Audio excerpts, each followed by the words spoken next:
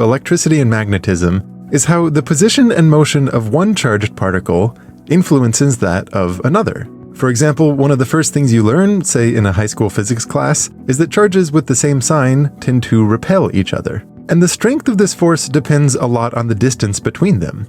If your charges are close, that repulsive force is very strong, but it decays very rapidly as these particles go away from each other. Specifically, here's how you might see this written down as an equation, known as Kulums Law. The force is proportional to the charge of both of the particles, where it's common to use the letter Q. There are some constants in there, which for our purposes we can just think of as one big proportionality constant. And the important fact is that you've got this 1 divided by r squared term, where r is the distance between them. So for example, if the distance between them increases by a factor of 3, the force that they're applying to each other goes down by a factor of 9. Another way you might see a law like this written down is to focus on just one charged particle, and then say, for every point in space, if there was a second charge there, what force would this first charge be applying to that second one? And instead of describing a force per se, you might see this written describing what's known as the electric field, which is just a way of saying what force would be applied to a unit charge. And in this context, the word field means there's a value associated with every single point in space. So the way I have it written here, it depends on a little vector r, which would be the vector from our charge to a given point in space, and the direction of this field at all points is in the same direction as r. I bring up Kulums Law to emphasize that it's not the full story. There are other ways that charges influence each other. For example, here's a phenomenon that this law alone could not explain. If you wiggle one charge up and down, then after a little bit of a delay, a second charge some distance to its right will be induced to wiggle up and down as well. We can write down a second law, which you might think of as a correction term to be added to Coulomb's law, that describes ever non-zero when our first charge is moving somehow, when it has an acceleration vector on it. And because of this delay term, the effects on this field tend to radiate away from the charge. This is why I'm writing it down with the subscript rad. This is the component of the electric field that will radiate away from a given charge. For instance, when the charge is oscillating up and down, you get these propagating waves. And for many of the vector fields I'll be showing, the intensity of the field is illustrated with the opacity of each little vector, putting things like radio waves and X-rays and all that good stuff. Axis, like the x-axis. And at first when I made this animation, I assumed that there was some kind of bug, because near the charge it just looks crooked and wrong. But when you think about it, this is actually what you should expect. Because remember, each one of these vectors is supposed to be perpendicular to the line drawn between that point and where the charge was at some point in the past. At points that are far enough away from the charge, which is where this component of the field is what dominates anyway, the wiggling in the field is essentially parallel to the wiggling in the charge, which is why when we think about light waves, we're safe to think about the wiggling direction as being perpendicular to the propagation direction. Like I said, this propagation for just one charge is equally strong in all of the directions perpendicular to its wiggling. And really, I should emphasize that the propagation does happen in all directions of three-dimensional space. It's maybe a little busy to try to illustrate the full three-dimensional vector field on screen like this, so it's clarifying if we just focus on, say, the xz plane. Notice how the waves here are strongest in the x direction, but it still does propagate in all other directions. It's just that that propagation gets weaker in directions that are more aligned with the original wiggling. At the extreme, the only place where there's no propagation is in the z-axis. Because our law has this 1 divided by r in it, the strength of the wave caused by just one particle does decay as you go farther away, in proportion to 1 over r. But notice what happens if I take a whole row of charges, say oriented along the y-axis, and I have them all start wiggling up and down in the z direction, and I illustrate the combined effects that all of them have on this component of the electric field. The effects of all these charges interfere deconstructively along the y direction, but they interfere constructively along the x direction. This is what it looks like for a beam of light to be concentrated along just one dimension. So if you were to focus on the field just along the x-axis, instead of decaying in proportion to 1 over r, this combined effect decays much more gently. In the extreme, you can get something arbitrarily close to those pure sine wave propagations we were illustrating earlier.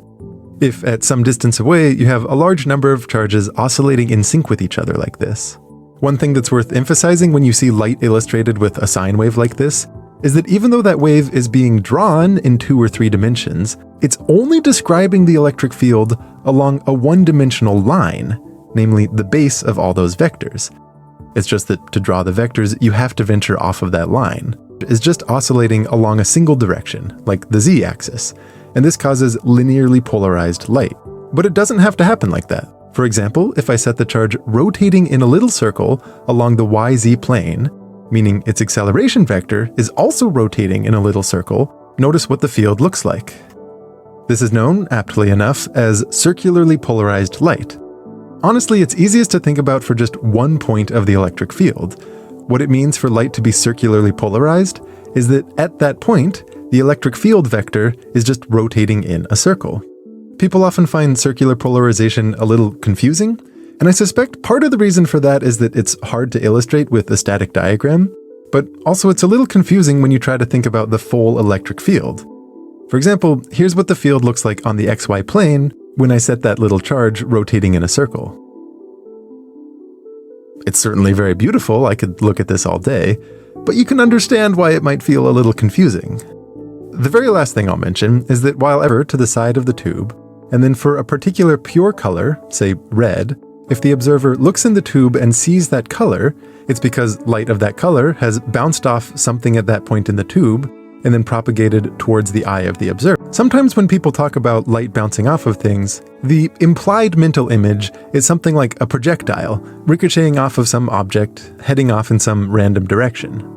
But the better mental image to hold in your mind is that when the propagating light waves caused by some wiggling charge reach some second charge causing it to wiggle, that secondary wiggle results in its own propagation. And for the animation on screen, that propagation goes back to the first charge, which itself causes a propagation towards the second.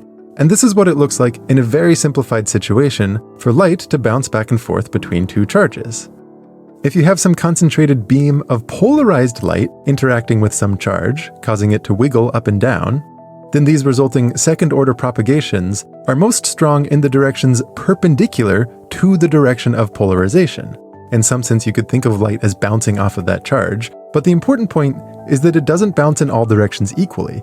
It's strongest perpendicular to the wiggle direction, but gets weaker in all of the other directions.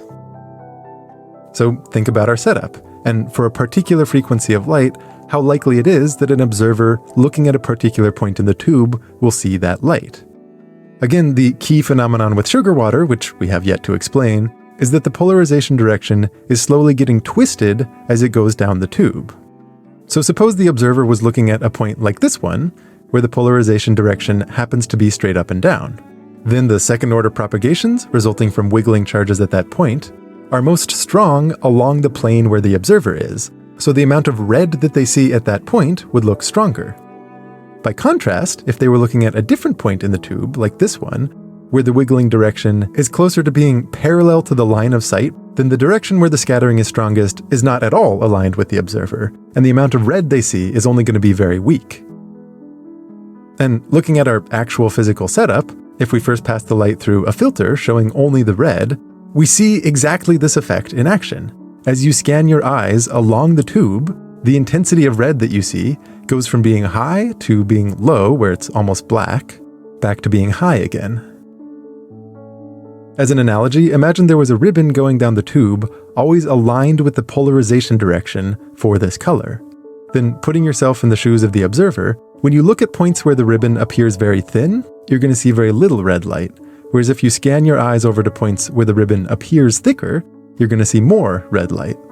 One thing that's nice about this is that if we try it for various different colors, you can actually see how the twisting rates are different for each one of the colors.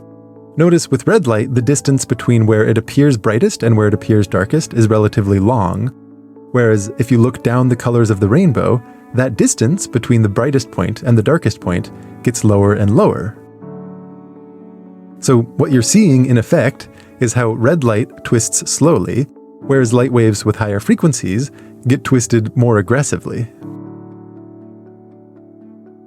To right, there's also variation as you scan your eyes from the top of the tube to the bottom. This has less to do with what's going on in the tube and more to do with a matter of perspective. Take a moment to think about many different parallel beams of light ranging from the top of the tube to the bottom.